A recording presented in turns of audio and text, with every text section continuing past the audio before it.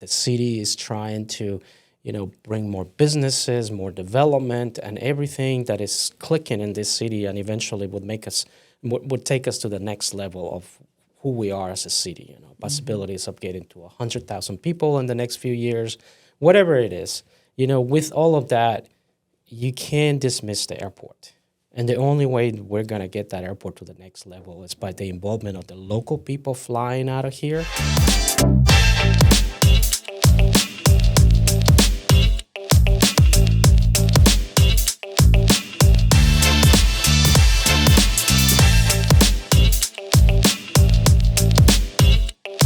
Well, Lenny, thank you so much for being here with us today on Town Talk, our next episode. This is your first time being in the studio. What'd you think? It is. It's a great studio, and thank you very much for having me. Yeah, thank you so much.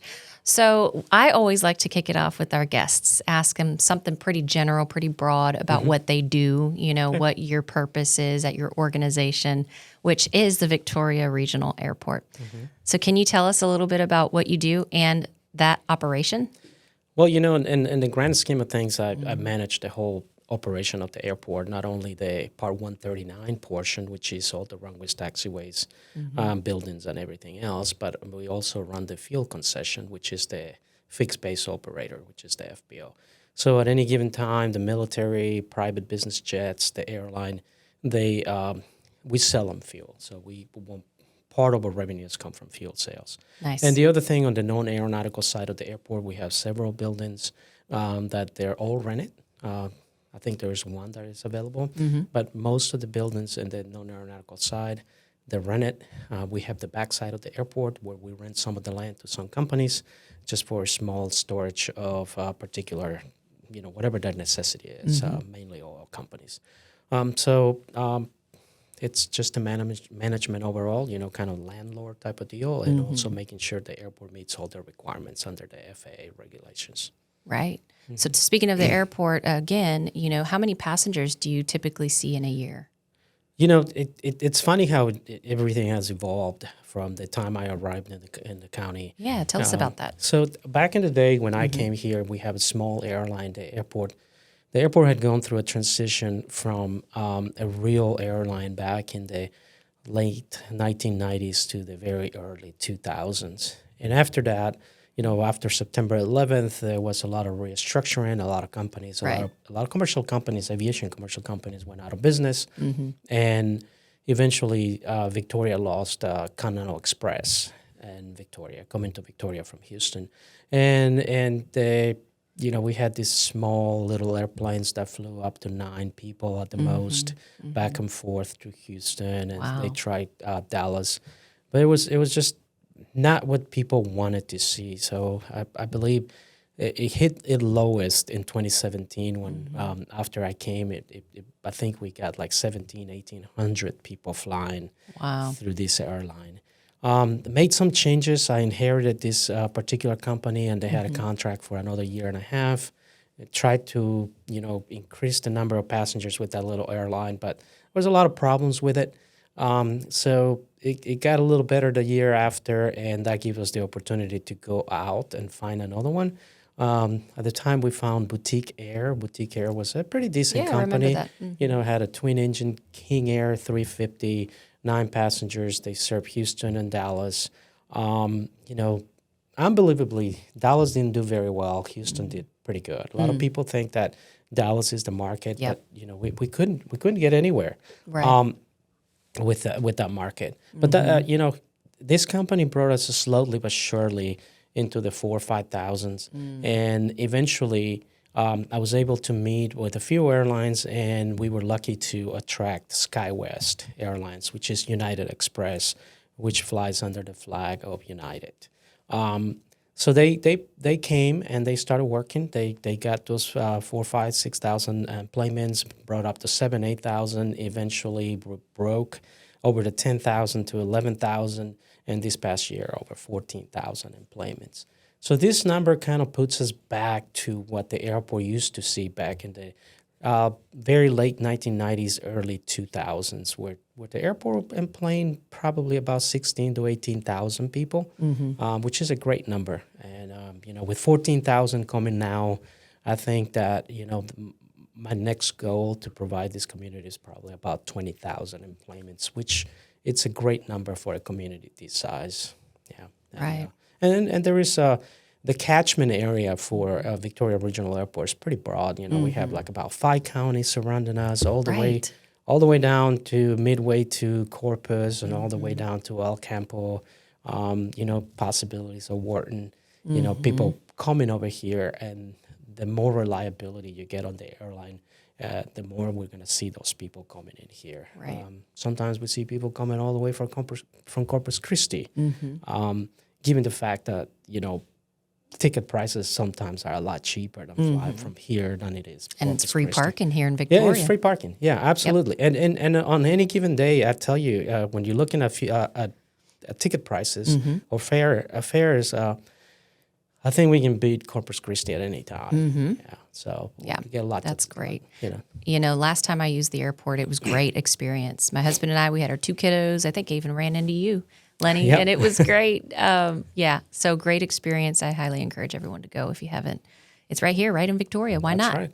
Well, the important thing about that, sorry to interrupt. No, the you're not, important thing is like, in a community like ours is what you want to become, right? I hear a lot of people that are still skeptical from flying from Victoria because they might have had a bad experience way back then. And I tell you, people don't forget. I get people telling me 20 They years have good ago, memories. Yeah, 20 years ago I had this problem. And I was like, well, 20 years ago was a little different. Yeah. And some of them have come and That's so flown and true. they're happy. But just like we see all these changes in the city and how, that the city is trying to, bring more businesses, more development, and everything that is clicking in this city and eventually would take us to the next level of who we are as a city. Possibilities of getting to 100,000 people in the next few years, whatever it is. With all of that, you can't dismiss the airport. And the only way we're going to get that airport to the next level is by the involvement of the local people flying out of here, stop driving to Houston, San Antonio, Austin, whatever they might go and take a flight, and just supporting us and going from here. Right. So that's what's going to make the change, because at the end of the day, the airport is a catalyst for future development. You got to remember, either there's a couple things that happen in every community. You're going to get those decision makers that come and invest millions of dollars in your community. They're not going to drive I-59 or I-69, whatever you want to call it. Or they're not going to come driving from Austin to here, San Antonio, whatever. They're going to fly their business jet or they're going to fly in the airline. Right. So those are things that people need to keep in mind. An airport is very important as an economic generator for your city. So we hear that often from our council, from our city manager's office, that the Victoria Regional Airport is one of those driving factors, for economic development here in Victoria. And as you know, Lenny, we were just talking about growing Victoria as this newer initiative to really, not that it hadn't been done in the past, right? Efforts to grow Victoria, meaning its population and its business potential. But more along the lines of public education and recognizing our needs at this time. So the regional airport is definitely one of those. So what I was going to ask you about was you were talking about emplanements and how Victorians can support, the airport through being a passenger on a plane. So talk now about, if you don't mind, you said you reached your goal of, what was it, at least more than 10,000 emplanements this past year in fiscal year 2024. And so didn't that lead to more funding from the FAA? Can you talk to us about that and what that means? Yeah, no, absolutely. So airports, just to give you a bit of background so people kind of follow and understand what we're talking about.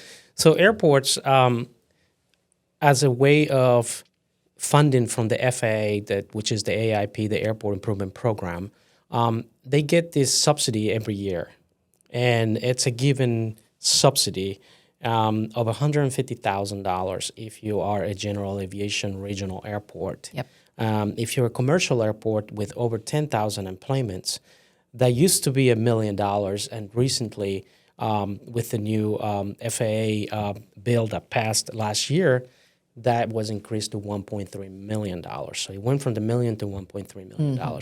So what it means for us is that every year that we meet the 10,000 employments, the FAA will put in our account of grants $1.3 million. So why is that very important to us? It's because an airport like Victoria, without that, and that's a primary entitlement. It's called a primary entitlement. Without that primary entitlement, it will be difficult for Victoria to design projects. All right. So the FAA, what they do is, when you got a project that you desire to do, for example, we're getting ready to design or runway reconstruction at a 30% design, right? Right. So it's easy to go to the FAA and say, I like to start this design. And by the way, this design is going to cost $1 million as an example. And I would like to use my primary entitlements for that, which is what bigger airports do. They get that to design, and you can save that money for 3 years on the road. And in the fourth year, you can use it. So you can have $5.2 million in essence, saved.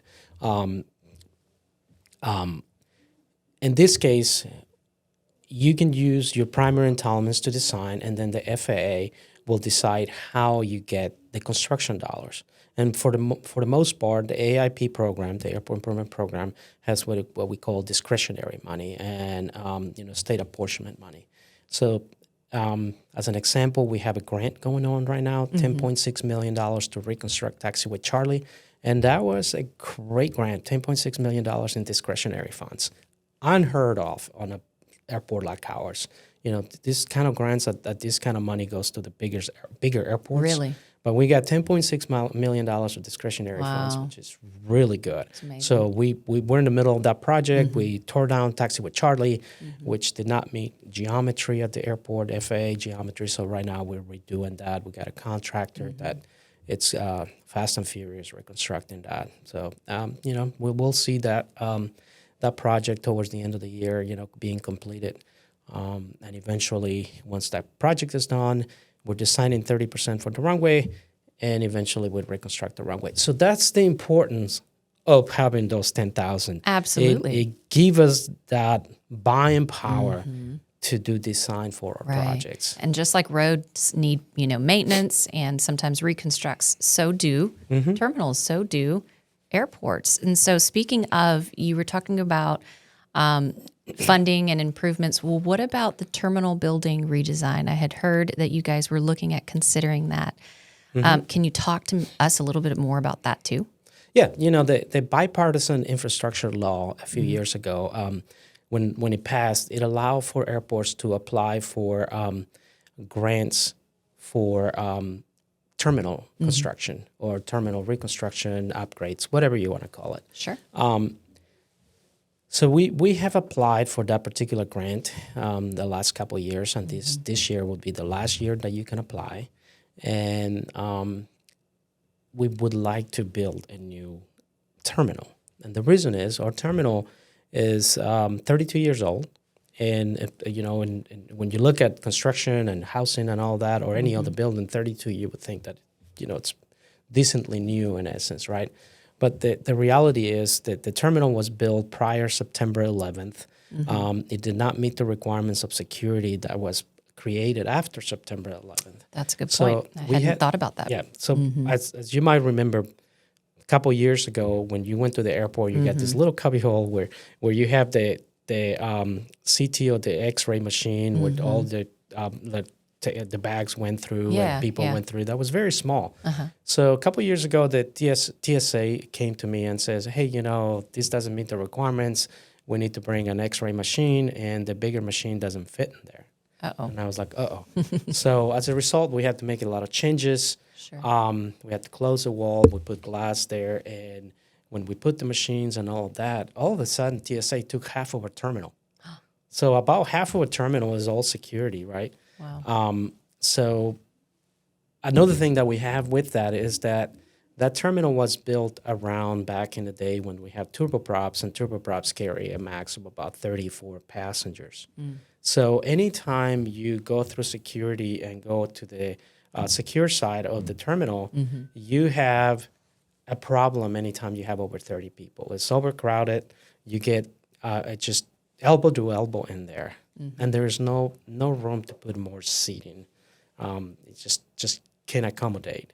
The other problem that we have is since we're small, we only have one X-ray machine, and that X-ray machine checks all the baggage, not only the one that you take as a carry-on, but eventually they have to stop people coming through security and put the bags that are checked in the airplane in the belly, they have to go through. So in a day when you have 40, 50 passengers, because we had full flights, and people show up with 2 bags each, and they all need to be checked, they need to go through that X-ray machine. And several times, it gets to a point in which you can delay the flight. And the airlines are not very keen on delaying flights. Right. So if you look at other airports, they got their own make-up bag area where the bags go, and there's another employee of TSA or two where they run in those bags through a different X-ray machine. Yeah. And the TSA wouldn't have a problem with helping us to get that machine to the airport, but we don't have the space in it. Since the terminal was not designed that way. Got it. So those issues, with the capacity, in essence, now, with an airplane of 50 passengers and possibilities of, if we start filling up that aircraft at 50 passengers every day, the possibilities that a 75 passenger could come. I'm not saying that it would happen, but it could, right? Then you have a bigger problem at 75 passengers, right? So it is the time for this airport to start looking into the ways to build a new terminal, and what better than federal grant money, right?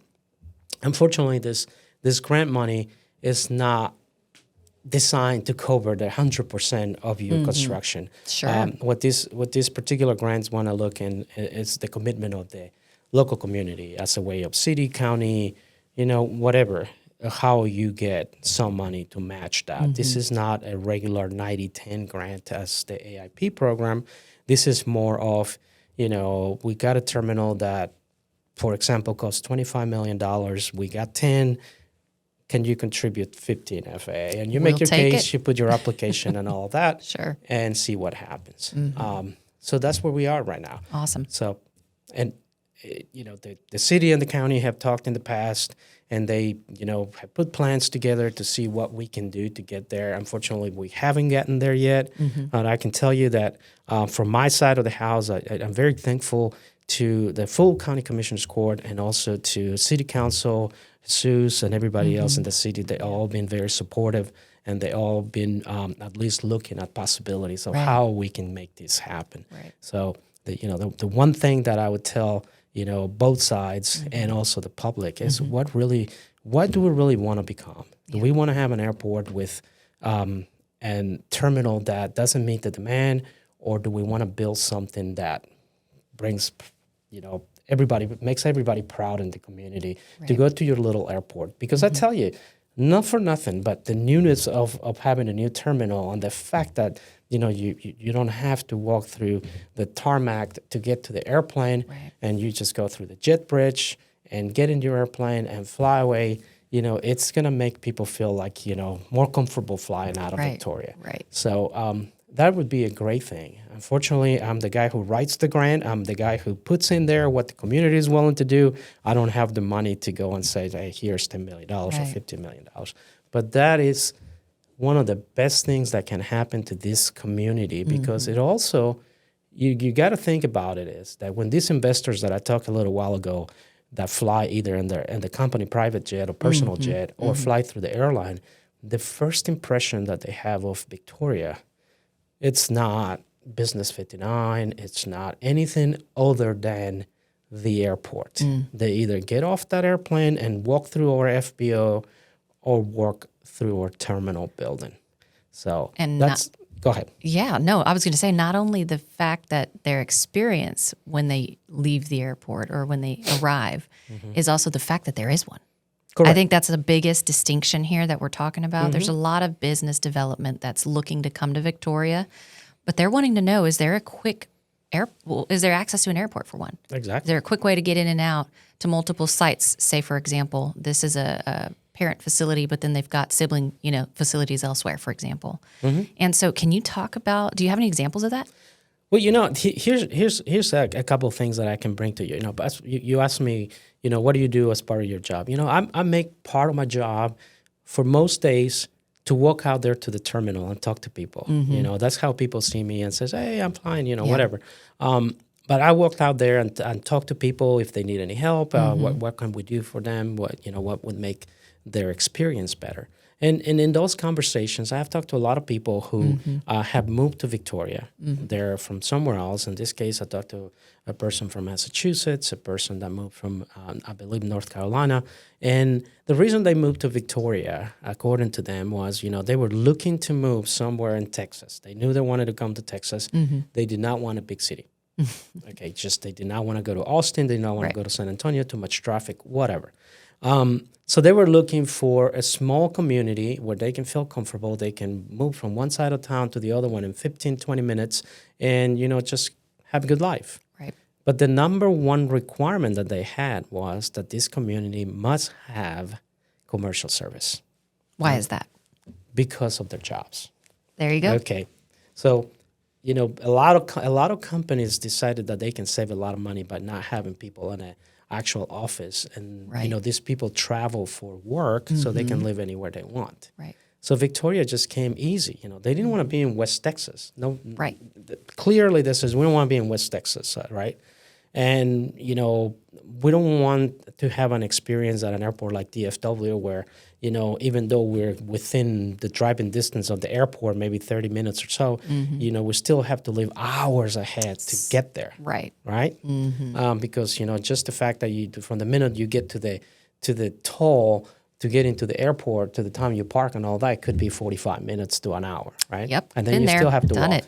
Exactly. So people don't want that. People want the experience of getting to the airport, parking for free on top of everything, especially if you fly for a living. You have to get somewhere. And I don't fly for a living, but I fly for work. Yeah. And my goodness, and even family trips. And my goodness, the amount of hassle that you have to go through to find parking and then to pay and then to have to deal with making sure you pay and all the things before you leave. And it is a little added hassle. It's not as fun. But let me tell you a little bit about that, Sure. right? Before we have United Express, so United Airlines, because everything is through United Airlines. Right, which I love that. Yeah. When I had to travel, I had a couple of choices, right? It was either Austin or IAH because, the service that we had, it just did not help me to get where I needed to get. I did as much as I could to fly locally, but sometimes it just didn't work. And for the most part, you leave on an early flight, right? So if I had a flight at 7 a.m. out of Austin, means I have to be there 2 hours before the flight. So I have to be there about 5 a.m, right? I would opt in to stay the night prior, Well, which I've had to do. exactly. So, But if you drive that day, Yeah. because you might be flying for business, and your business is not going to pay for that night. oh yeah, who wants to extra pay night, $200 right? to $300 for a hotel Exactly. stay? So that means you have to leave your house at 2 a.m. No thanks. and make sure that there is nothing wrong between here in Houston and here in Austin. no traffic, No no traffic, delays. no flat tire, not deer on the road, driving in the middle of the night. Right. So all those things you take into consideration, and not only that, the cost, the wear and tear on your vehicle and yourself. Yep. Because to leave at 2 a.m, you have to get up at least an hour prior to that, get ready, and get on the road. Yeah, I hope you don't have a business meeting that morning. You're going to be a little cranky. Exactly. And also the fact that in most cases, for that business meeting, you have to leave the day before, compared to flying from Victoria, where you can leave early in the morning and be ready to go by noon somewhere. Right. Like I had meetings in Dallas, for example, and if I leave at 5:30 out of Victoria, I can be in Dallas by 9 o'clock, 8:45 actually. And, if I have an 11 o'clock meeting, have that meeting and come back to the airport, be in Victoria by 4 o'clock. Right. Coming in the term flights. So convenient. So the convenience of it all, the fact that you save that money. And honestly, if you drive to those two airports from Victoria, at the end of the day, if you're tight in time, you're going to end up parking in the closest parking lot to the terminal in both airports. And guess what? You're going to pay anywhere between $25 and $30 a night. So if you're going for a week, that adds up. It does. Yeah, It does. So, nothing better than flying local, nothing better than supporting your community and make things happen. Absolutely. Couldn't agree more. That was great. So The last thing I kind of want to touch on is just, I think we've alluded to it. We're so proud of the work you guys are doing, of this community, and how all these different players have a factor in growing Victoria. And so one of the things I wanted to just highlight was the Victoria Regional Airport is actually very unique, and it does have a robust capability. I know a lot of people say a small airport, but I kind of want to challenge that narrative. Is it really that small in people's minds compared to, say, others? I learned recently in conversation and talking about this episode that you have to have, let me see, I wrote it down, 3,000 feet to have a runway, 5,000 to land a jet, but yet we have 9,000 feet for possibly larger aircraft. So for me, when I heard that, instantly tells me, wow, we're not so little. Wow, we do have some great things going for us, and we do have a capability or possibility to grow in our potential. And so I just wanted to say that. Feel free to add to it. But I'm just excited to hear more, and thank you again for everything you've shared. Was there anything else you wanted to touch on? You know what? Before I answer your question, Yeah, I like go to ahead. recommend to people. Yes. United Airlines and any other airline, they have a policy that 30 minutes before the flight leaves, they will close the ticket counter. All right. So, and the reason it's important at our airport is because we're small. So the same people that work the ticket counter eventually would go to the backside and work the airplane to get them out of Victoria on their way to Houston. So if you're not pre-checked through your app, or you have to check luggage, you're going to be out of luck. There's chances that they might help you if they have some time, but the chances are is that you're not going to make the flight. So my recommendation is that you do not show up that late. If you can do at least an hour to an hour and 30 minutes prior the flight leaves, you'll be okay. If you fly international or you have a lot of bags, show up at least an hour and a half before the flight. Because we have a lot of people that have missed the flight because they're showing up like 10 minutes before the flight departs.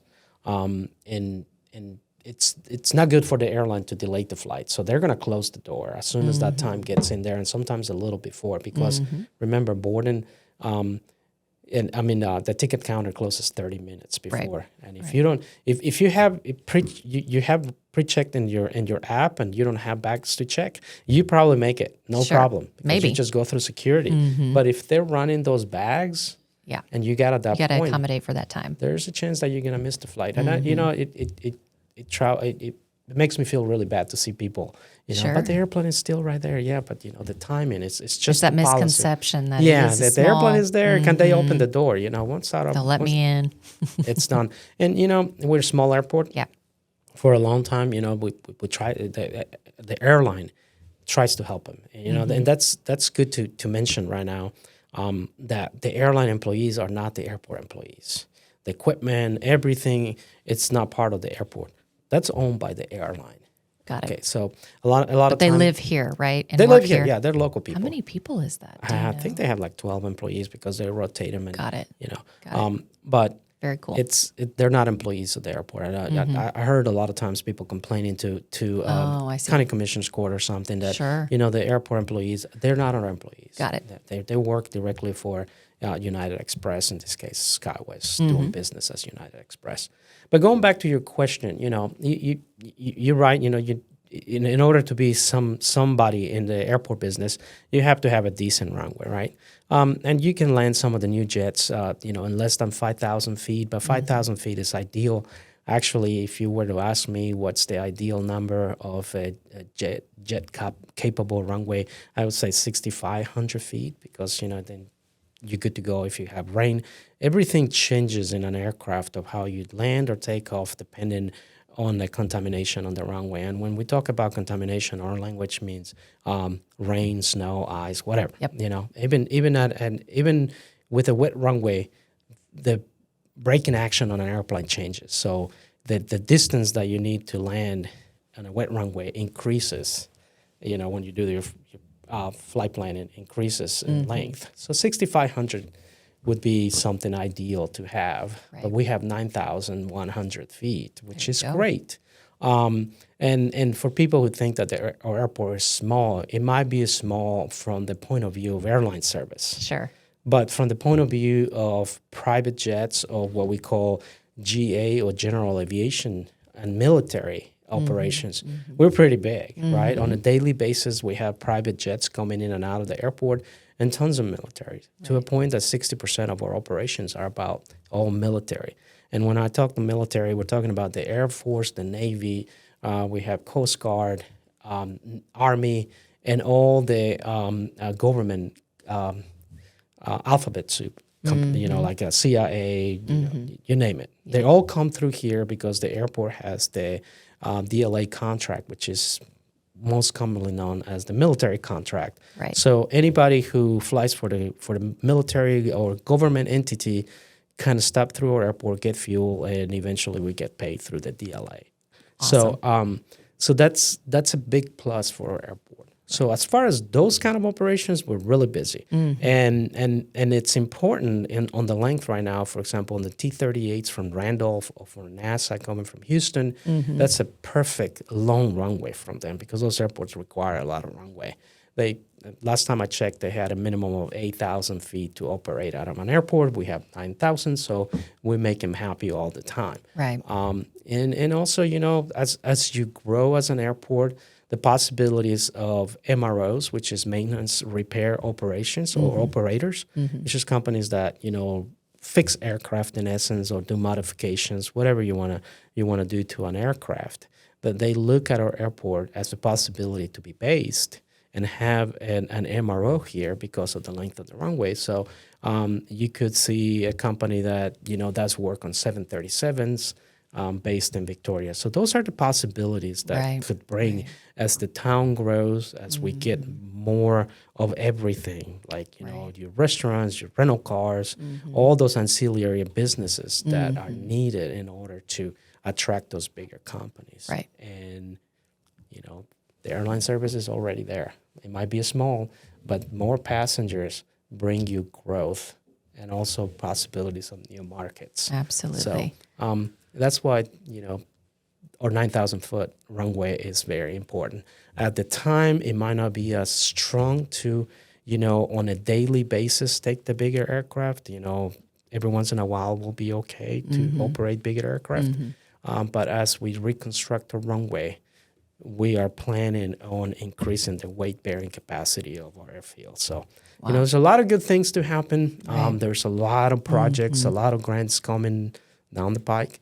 2024 was a great year. We got tons of money. Just one grant was $10.6 million, and with several other grants, including our ARF, or Aircraft Rescue and Firefighting Vehicle, that we just received $1.2 million, and we have a state-of-the-art ARF vehicle to, God forbid, something happens within the airport.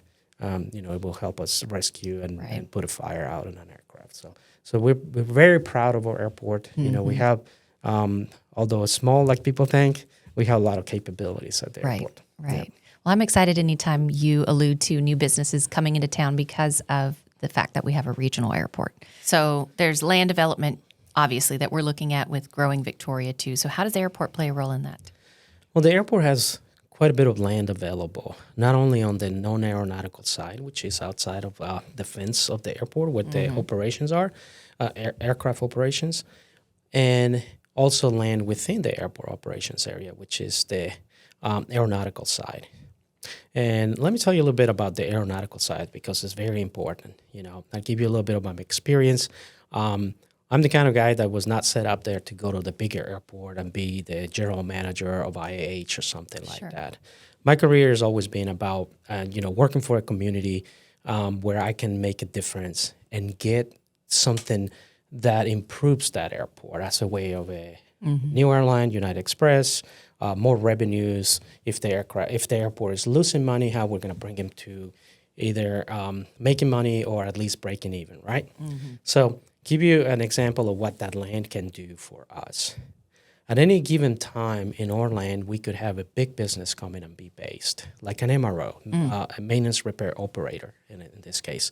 Okay. And this particular MRO could be a company that repairs 737s, with our runway being long and with the improvements that we will do for the strength of that runway, we can have that. Now, you get a company like that builds, what do I know, 40,000, 50,000 to 100,000 square foot building, which that building would be in the tax rolls, right? Because although the land it's non-taxable, the building will be taxable for the life of that lease. So you have a few $1 million to be taxed on that building.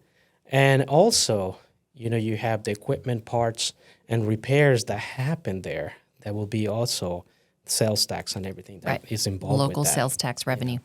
With that, also with the growth of the city and the growth of more companies, you have the possibility of these companies that own their own jets that need a base to put their aircraft, which creates more hangar construction. And not only that, you have these airplanes. I'll give you a perfect example. My previous airport, when I went there, we had 2 jets based there and probably about maybe $8 million in taxation on those 2 aircraft. By the time I left, with all the businesses and all the aircraft, it was probably about $500 million in taxable assets. Wow. Just one airplane that came to be based there was worth $47 million. Wow. So just imagine that. If that was in Victoria. It's, that could happen here in Victoria. I'm loving this scenario, Lenny. So you can have an aeronautical side full of hangars with aircraft that are all taxable because they're business aircraft.